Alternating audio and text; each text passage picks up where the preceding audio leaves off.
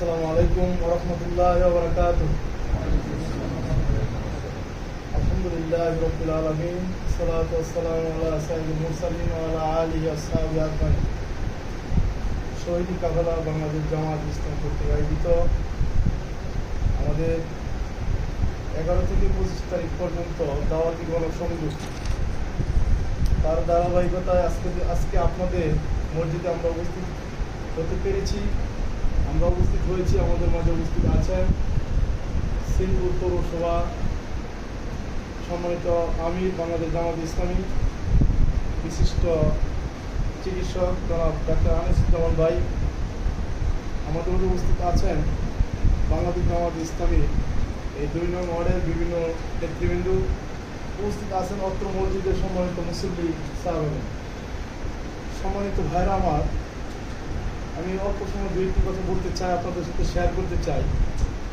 সে কথাটা হলো, আল্লাহ রাব্বুল আলামিন আমাদেরকে পৃথিবীতে পাঠিয়েছেন এবং বলেছেন যে ওয়াইজ ক্বালা রাব্বুকা লিল মালাইকাতি ইন্নী জাইলুন ফিল আরদি খলিফা। আমি প্রতিটা মানুষকে এই পৃথিবীতে প্রেরণ করেছি তাকে একটা দায়িত্ব দিয়া, খলিফা হিসাবে, প্রতিনিধি হিসাবে। সেই দায়িত্বটা কি? দায়িত্ব হলো আল্লাহর জমিনে আল্লাহর দ্বীনকে প্রতিষ্ঠিত করা। প্রিয় ভাইরা আমার, আপনারা এখানে যারা উপস্থিত হয়েছেন, আল্লাহর রহমতে এখানে অনেক মুরব্বীরা উপস্থিত হয়েছেন যারা এই বাংলাদেশের পুরো ইতিহাসটাই জানেন। আপনারা জানেন আমাদের এই বাংলাদেশে 92% মুসলমান থাকা সত্ত্বেও আমার এই জমিনে দ্বীন প্রতিষ্ঠিত নাই। আছে ভাইরা আমার? আল্লাহর কোরআনের আইন দিয়ে কি সমাজ চলে? আল্লাহর কোরআনের আইন দিয়ে কি রাষ্ট্র চলে? আল্লাহর কোরআনের আইন দিয়ে কি আমার পরিবার চলে? প্রিয় ভাইরা আমার, আমরা যে আসরের নামাজটা পড়েছি সেটা আল্লাহ রাব্বুল আলামিন কোরআনে বলেছেন আকিমুস সালাহ। এই কারণে আমরা নামাজটা পড়েছি। আপনারা যে 1 মাস সিয়াম রেখেছেন সেটা কোরআনে এক জায়গায় বলেছেন ইয়া আইয়ুহাল্লাযীনা আমানু কুতিবা আলাইকুমুস সিয়ামু কামা কুতিবা আলাল লাযীনা মিন ক্বাবলিকুম লাআল্লাকুম তাত্তাকুন। একটা আয়াতের কারণে 1 মাস সূরা সাদেক থেকে সূর্য অস্ত পর্যন্ত আমরা না খেয়ে রয়েছি না? প্রিয় ভাইরা আমার, এই 2-3টা 5-7টা আয়াত মানতে গেলে যে আমার নামাজ পড়া লাগে, রোজা রাখা লাগে, এই পবিত্র কোরআনে আরো আয়াত আছে না? মুরব্বির আছে না আয়াত? ওই আয়াতগুলো তো আমাদের মানতে হবে নাকি? প্রিয় ভাইরা আমার, সূরার 42 নম্বর সূরার 13 নম্বর আয়াত আল্লাহ বলেছেন আন আকিমুদ্দিন ওয়ালা তাতাফাররাকু ফি। আল্লাহর জমিনে আল্লাহর দ্বীনকে প্রতিষ্ঠিত করা। প্রিয় ভাইরা আমার, আমাদের এই জমিনে দ্বীন প্রতিষ্ঠিত নাই। এই দ্বীন প্রতিষ্ঠিত জমিকে অন্য কোনো জাতি করবে না মানুষ করবে? প্রিয় ভাইরা আমার, সেই লক্ষ্যে আপনারা জানেন আমাদের এই দেশে এই 53 বছর শাসন ক্ষমতায় ছিলেন বাম এবং রাম, যারা কোরআন দিয়ে রাষ্ট্র পরিচালনা করে নাই, কোরআনের কথা কাউকে বলে নাই, কোরআনের দাওয়াত কাউকে দেয় নাই। এই রাষ্ট্র কি বলেছে যারা নামাজ পড়বে না তাদেরকে মসজিদে আওতায় আনার জন্য বলেছে?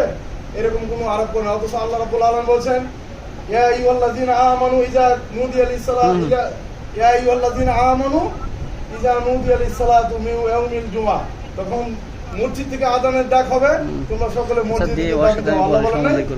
এইভাবে কোরআনে অনেক জায়গায় আমাদেরকে দিক নির্দেশনা দিয়েছে, সেগুলো আমরা মানি না। প্রিয় ভাইরা আমার, একমাত্র আমাদের জনাবে মুহাম্মদ রাসূলুল্লাহ সাল্লাল্লাহু আলাইহি ওয়াসাল্লাম যেভাবে রাষ্ট্র কায়েম করেছিলেন সেইভাবে আমাদের রাষ্ট্র কায়েম করতে হবে। প্রিয় ভাইরা আমার, যদি আমরা ইসলামী রাষ্ট্র কায়েম করতে পারি তাহলে আমরা দুনিয়ার শান্তি, আখিরাতে আমরা মুক্তি লাভ করতে পারবো, আল্লাহর জান্নাত আমরা লাভ করতে পারবো। প্রিয় ভাইরা আমার, আমরা যতই নামাজ রোজা পড়ি না কেন, আল্লাহর কোনো আইন যদি আমরা অপছন্দ করি তাহলে আমাদের এই নামাজ রোজা হজ যাকাত দিয়ে কিছুই কাম হবে না। আল্লাহ রাব্বুল আলামিন বলেছেন তুমি নামাজ আয়াত মানলা, রোজার আয়াত মানলা, অথচ আল্লাহ কোরআনে বলছে আফাতুমিনুনাল বিবাদিল কিতাবি ওয়া তাকফুরুনাল বিবাদ। এই কোরআনের একটা আয়াত মানলা, আরেকটা আয়াত মানলা না। আল্লাহর আইন এই জমিনে চলুক, এই আয়াত তোমরা মানলা না।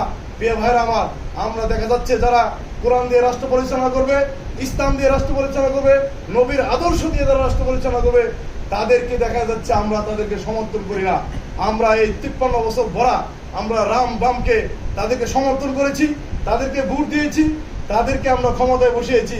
তারা কোরআন দিয়ে রাষ্ট্র পরিচালনা, অথচ কোরআনের বিরুদ্ধে তারা রাষ্ট্র পরিচালনা করছে। প্রিয় ভাইরা আমার, আমাদের প্রতিটা মানুষের জবাবদেহি করতে হবে এবং এই কারণে আমাদের জাহান্নামে যেতে হবে। আজকে আমাদের সুযোগ এসেছে, এই দেশে ইসলামী দলগুলা তারা নির্বাচন করবে। বাংলাদেশ জামাত ইসলামী 300 আসনে নির্বাচন করবে এবং 300 আসনে নির্বাচন করার পরে তারা কোনো মানব রচিত সংবিধান দিয়ে তারা দেশ পরিচালনা করবে না। তারা একমাত্র মুহাম্মদ সাল্লাল্লাহু আলাইহি সাল্লাম যেভাবে কোরআনের আইন দিয়ে, কোরআন দিয়ে সোনার মদিনা পরিচালনা করেছিলেন, আমরা বাংলাদেশ জামায়াতে ইসলামী 300 সংসদ সদস্য থেকে যদি আপনারা পাশ করাতে পারেন, সংসদে পাঠাতে পারেন, আমরা এই দেশ কোরআনের সংবিধান দিয়ে আমরা এই দেশ পরিচালনা করব। যদি কোরআন দিয়ে দেশ পরিচালনা হয়, সেই দেশে থাকবে না কোনো বৈষম্য, সেই দেশে থাকবে না কোনো সাদা কালো, সেই দেশে থাকবে না কোনো অত্যাচার, নির্যাতন, নিপীড়ন, চাঁদাবাজি, টেন্ডারবাজি, এগুলা কিছুই থাকবে না। প্রিয় ভাইরা আমার, আপনারা কি চান না আমাদের এই দেশটা কোরআন আইনে চলুক? সবাই তো চান। রাসূলের নীতিতে এই দেশটা চলুক, চান না? তাহলে আমরা সমস্ত ভেদাভেদ ভুলে গিয়ে আমাদের এই গাজীপুর শ্রীপুর 3 আসনে ডক্টর জাহাঙ্গীর আলম বিশিষ্ট শিক্ষাবিদ, উনি এখান থেকে মনোনয়ন পেয়েছেন। আমরা বাংলাদেশ জামায়াত ইসলামের পক্ষ থেকে এই দেশবাসীকে, আমরা তাদের কাছে আজকে এই কথাগুলো বলেছি, আপনাদের পরিবার পরিজন, সমাজ, রাষ্ট্র, আত্মীয় স্বজন সকালের কর্মমোহর আপনারা পৌঁছে দিবেন যে ইসলামী দল ব্যতীত অন্য কোনো দলের সাথে যদি আমরা ভোট দিয়ে সাপোর্ট করি, তাদেরকে ভালোবাসি, তাহলে আমার নামাজ, রোজা, হজ, যাকাত কাল কিয়ামতের দিন কিছুই কাজে আসবে না। কারণ আমি একজন ইসলাম বিরোধী, কোরআন বিরোধী, আল্লাহ রাসূল বিরোধী লোক থেকে আমি সংসদে পাঠিয়েছি এবং তারা ক্ষমতায় গিয়ে তারা মেম্বার, চেয়ারম্যান, কাউন্সিলর হয়ে তারা যত অপকর্ম আছে এবং গরিবের রক্ত চুষা টাকা দিয়ে তারা বাড়ি গাড়ি 5 তলা 10 তলা বিল্ডিং করে তারা আসতে দেশ থেকে পালাতে বাধ্য হয়েছে। তাদের আমরা চোরদের, ডাকাতদের তাদের সাহায্য, আমরা নামাজ পড়া সত্ত্বেও কি তাদেরকে সহযোগিতা করতে পারি? আমরা কোনোদিন করবো না। প্রিয় ভাইরা আমার, আপনাদেরকে উদারত আহ্বান জানাই, আমরা ঈমান এনেছি, কালিমা পড়েছি, আমরা রামদের পাশে থাকতে চাই না, আমরা ইসলামী দলের পাশে দেখতে চাই। এই কথা বলে আমি শেষ করব। আপনাদেরকে উদারত আহ্বান জানাবো, এবারের নির্বাচনে ইসলামী দলগুলোকে ক্ষমতা দিয়ে রাষ্ট্রীয় ক্ষমতায় আমরা আসতে পারলে আমরা কোরআন দিয়ে দেশ পরিচালনা করব। রাসূল যেরকম সোনার মদিনা কায়েম করেছিলেন, আমরা বাংলাদেশকে একটা সোনার বাংলা কায়েম করতে পারবো যদি আপনারা সহযোগিতা করেন। আমি এই কথা বলে আমার কথা শেষ করছি। আখির দাওয়ানা আলহামদুলিল্লাহ রাব্বিল আলামিন। আসসালামু আলাইকুম।